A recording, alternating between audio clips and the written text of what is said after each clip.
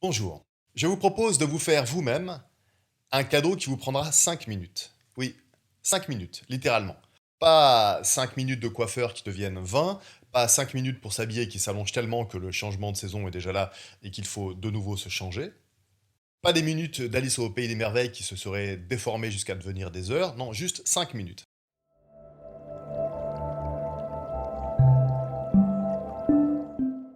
Et j'ai beau passer mon temps à critiquer l'abus d'écran, c'est la dose qui fait le poison d'ailleurs, cette fois-ci, nous allons les utiliser, les écrans, à notre avantage pour nous aider à porter de l'attention et ralentir grâce à la respiration.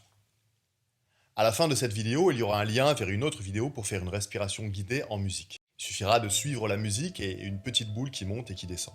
Inspirez par le nez quand la boule monte et expirez par la bouche lorsque la boule descend. Parce que nous sommes parfois à bout de souffle, pris dans un tourbillon qui nous entraîne. Peut-être que vous avez une sensation de manquer d'air, voire même dans certains cas d'étouffer. Et c'est bien normal, parce que le flux de nos activités nous laisse peu de répit pour reprendre notre souffle, reprendre de l'énergie. Comment pourrions-nous courir partout dans tous les sens sans nous essouffler? Comment éviter que notre concentration parte aussi dans tous les sens? Et si vous preniez, ou plutôt si vous vous donniez, enfin vous donner, vous offrir 5 minutes de votre temps pour faire une pause qui vous sera grandement profitable pendant plusieurs heures. Si vous pouviez même anticiper un moment que vous redoutez et vous offrir 5 minutes bénéfiques juste avant. Abordons, si vous le voulez bien, une technique de respiration qui va nous aider à nous concentrer.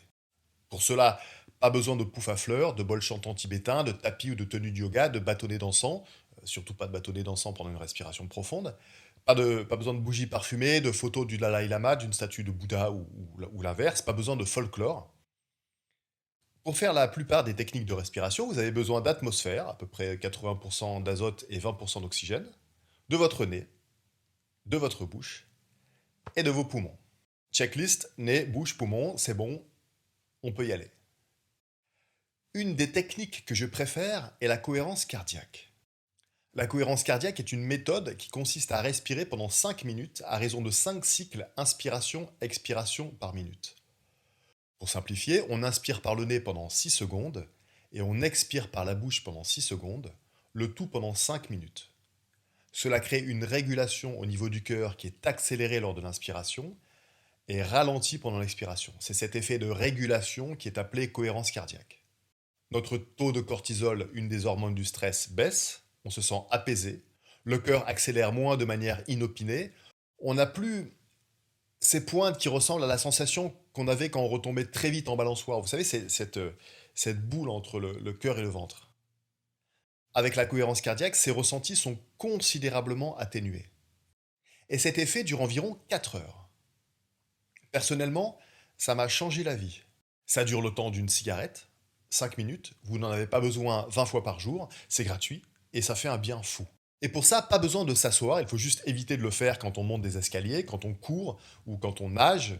Donc ça convient à toute activité tranquille comme faire la queue aux impôts ou au supermarché, attendre que la logorée d'un cadre finisse pendant une réunion, durant la projection d'un documentaire animalier pas trop prenant, et même pendant le 8e visionnage de La Petite Sirène avec les enfants. C'est aussi très utile avant de prendre un avion, pour ceux qui ont peur de l'avion, ou pour se retenir de claquer une porte quand on est fâché, ou toute autre activité stressante ou susceptible d'être regrettable.